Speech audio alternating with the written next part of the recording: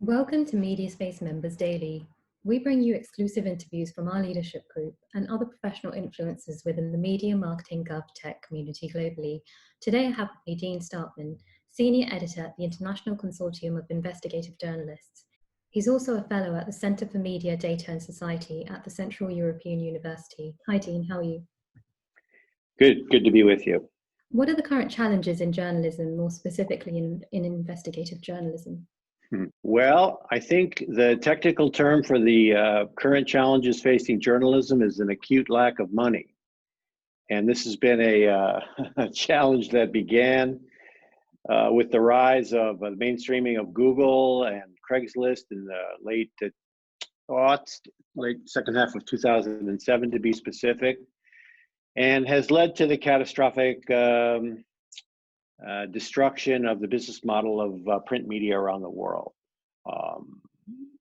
The US newspaper business used to be a $60 billion business. Now it's well south of 30 billion, and tens of thousands of reporters have lost their jobs.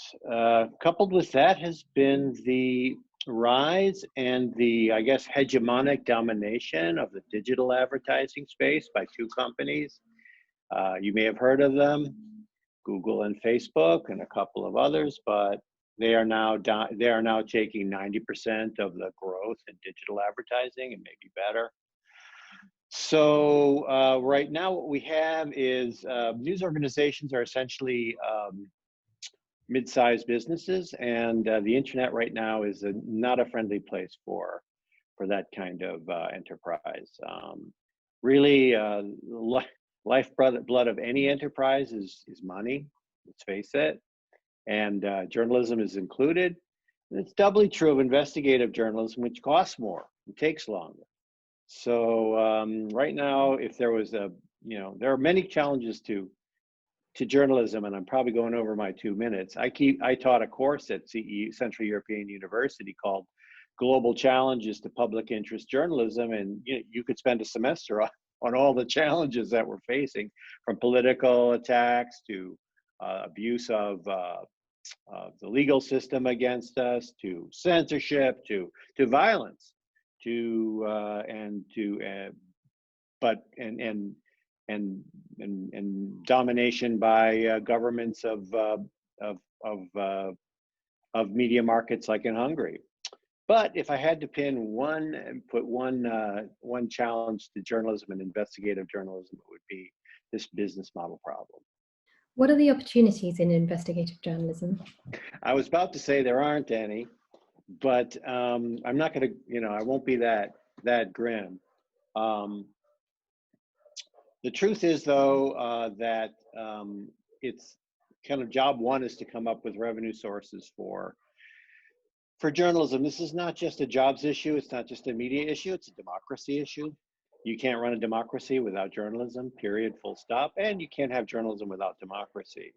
So that's something that everybody has a stake. Everyone who cares about democracy has a stake in. So right now, yes, there are some things to be done to kind of keep our head above water. One of them is crowdsourcing or subscriptions or paywalls and that kind of thing. In a few cases, those have actually produced serious revenue that have allowed news organizations to both survive and thrive. The two I can think of are the Washington Post and the New York Times, and the Wall Street Journal and the Financial Times. Yeah, there are some that have been able to make a go of it, but they're almost the exception that prove the rule. And once you subscribe to one paper, how many are you really going to subscribe to? What's been crushed with that doesn't really support scale in most other cases. If you think of Hungary, I don't know, you must be familiar with Hungary, but we have some really, really fine journalistic independent media, but they're small, they're too small. Direct 36, Adlatso, 444, those kind of outfits. The former two do rely on reader support, and I think maybe some other philanthropic funding, but they're just too small. My main priority right now, I think, should be in the public policy side of things. So there has to be a way because democracy depends on journalism, there has to be a way for public policy to support journalism. In a book of edited essays coming out by Columbia Press this fall, hopefully soon, called Captured, edited by Anya Schifrin. I have a chapter in there in which I describe the commercial collapse that I discuss, and basically I'm arguing that we should kind of give up the ghost on hope for commercial models and turn, I think surprisingly, to a device that actually exists here in Hungary. Not really a place known for its robust media system, but they do have a feature of their tax law that came in long ago, after the fall after the end of the Cold War, in which individual taxpayers can check off individual charity for support and give them a tax credit. It's just a part of the tax. It's a tax credit. It's part of the money they would already pay to the government would be devoted to a specific organization. And in this case, in Hungary, it also happens to allow inclusion of NGOs that do news. So that some kind of a program like that, I think would in a single stroke help revive the U.S. local news if people could be induced to check off any news organization that they happen to choose, ones that qualify, of course, and there's a whole lot of technical things we could talk about. But we really need, bottom line is we really need public support for public interest journalism, investigative reporting also. The only other item that might be another source could be these very taxes on these very internet monopoly duopolies themselves. What advice do you have to give to the professional community in media tech and regulation in this new normal?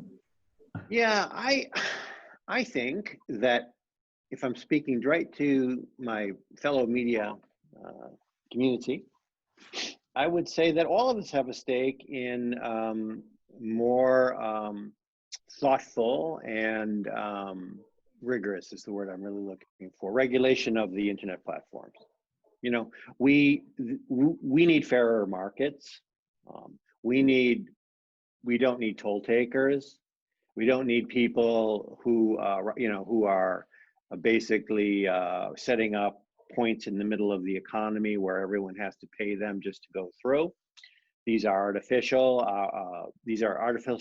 constraints on markets, and it has a deleterious effect on the economy, on our media system, on our ability to communicate with each other, our ability to make a non-monopoly business thrive. Okay, so that's one. I think everybody who doesn't work for Facebook or Google should have a vested interest in that, Mediaspace included.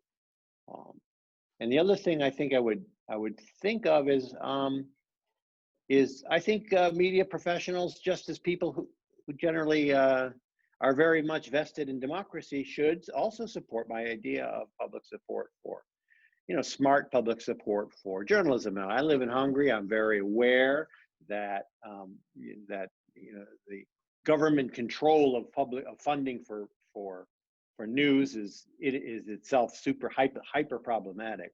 But there are mechanisms to do that, to put it in the hands not of government bureaucrats but of individual readers to fund papers without that costing them anything that they wouldn't otherwise have to pay.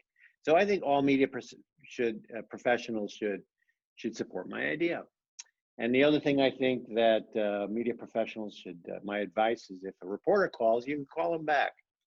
Thank you, Dean, for joining us and for sharing your knowledge and expertise. Stay tuned for the next episode of Mediaspace Members Daily. In the meantime, connect with us at mediaspace.global.